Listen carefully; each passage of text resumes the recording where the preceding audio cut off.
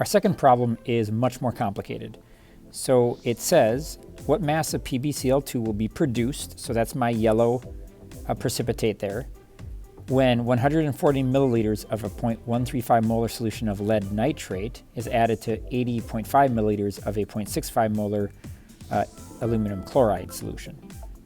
What is the concentration of each ion remaining in the solution after the reaction is complete? So these are two separate questions. Like always, let's first figure out my equation. So I have, what I'm being told is that I'm reacting lead nitrate, lead 2 nitrate, with aluminum chloride.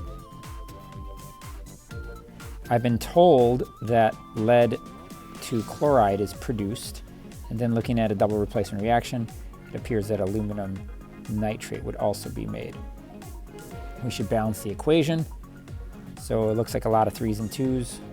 So there's going to be a balancing like that. Okay, so if you are confused, organize your information.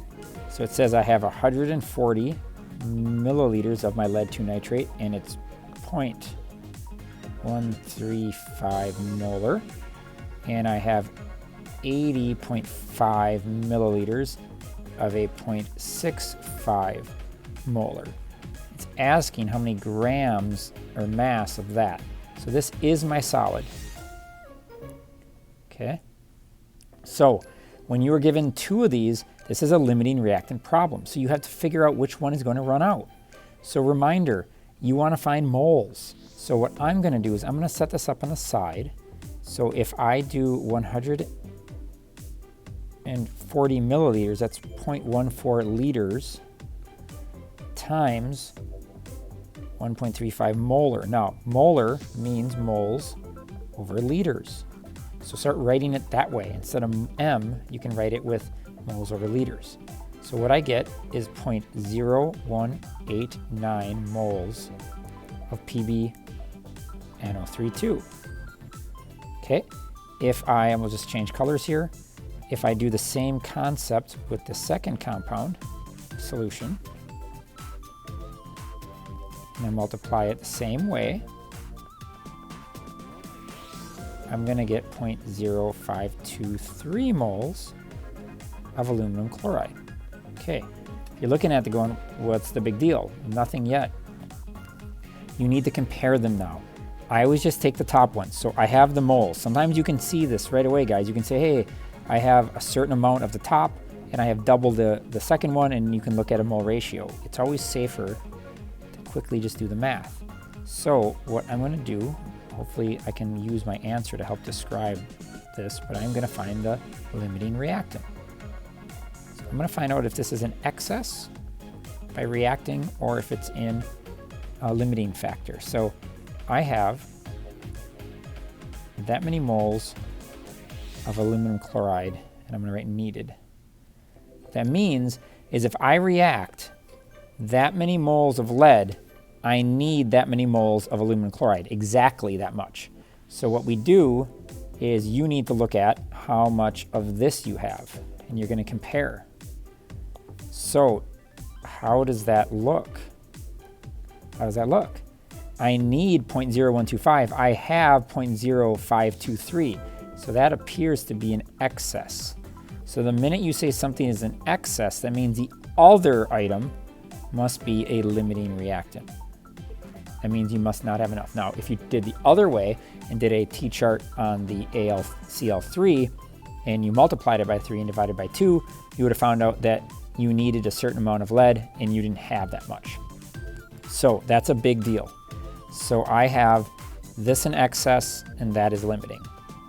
All right, let's move forward. So now I know which one is my limiting reactant. Now I can just go from grams of my limiting reactant, or sorry, in this case moles, moles, to grams of my precipitate. So I have already decided or determined that I have 1.89 moles of lead nitrate. I can go right from there. Okay, so now I am going to do mole ratio. So for every 3 moles of lead to nitrate, I have 3 moles of PbCl2. And then I need to do my conversion to grams.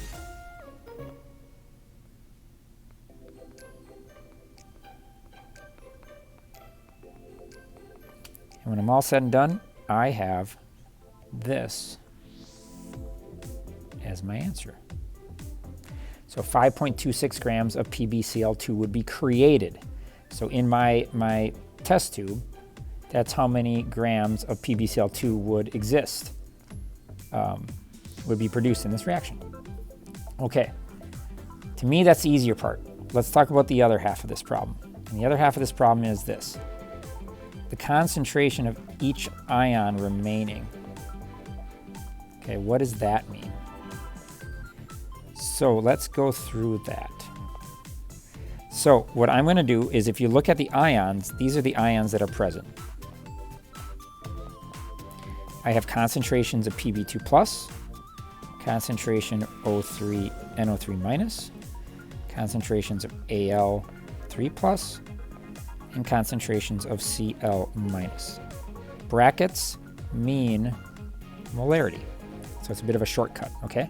So here's the thing. You're going to have spectators, and you're going to have consumed ions, and you're going to have ions that are present but somewhat consumed. So I'm going to go on the top ones. What is the net ionic? This sometimes helps.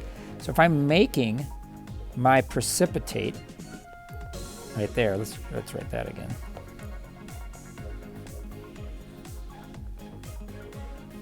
I'm making it from these ions. So right away, if you're thinking about that, the ions that are not part of that equation must be spectator ions. So these must be spectator ions. So this has got to be a spectator ion, and this has got to be a spectator ion. Okay? If my PbNO3 is a limiting reactant means that the reaction had to stop because something ran out. So between the Pb and the Cl, which one runs out? The one that's present in the limiting reactant. So because this is a limiting reactant and it's in the precipitate, okay, because of that, this has to be 0. So to me, that's the easiest one, okay? The next two are spectators. So let's talk about that. NO3 comes right here, right? That's where my NO3 is. So my NO3 comes from that amount, my volume and my molarity. So in all essence, my NO3 exists in that value right there. So if I say that, what I have is 0.0189 moles of NO3. And then here's the key part to that, you guys, is that my ions, I have 2 of them. So because of that, it's going to double. So I'm going to write it like that. Then you are dumping this 2 different test tubes into one new beaker. So you have a volume of 140 milliliters and you have a volume of 80.5 milliliters. All that volume is going to now be in here. So we need to talk about a total volume because concentration is moles over liters. So I have 0.14 liters and I have 0.0805 liters. So that is a total of a calculated concentration of 0.171 molar for the NO3 minus. Okay, if I talk about the Al's right here, and Al minus has this information here, and it only comes from this. So that being said, I have 0.0523 moles of my Al.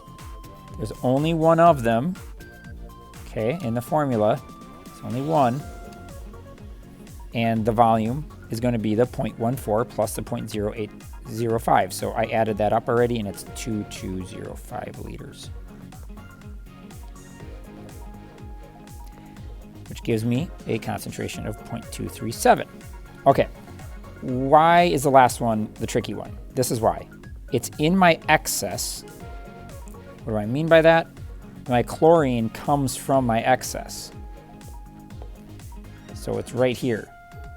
It's excess. But chlorine's also in my precipitate. So it's excess and it's in my precip. So some of it has to get consumed. It doesn't all stay in solution. So that's tricky. So let's show you what I mean by that. We start with that many moles. Okay? You consume, check this out, you need this many to react. So we've actually already done the math. We are saying that that's how many moles are going to react of my chlorine. Okay? But for every chlorine ion, there are 3 of these in that situation. So I need to multiply it by 3, and that's where most students mess up. What am I going to put it over? The new volume.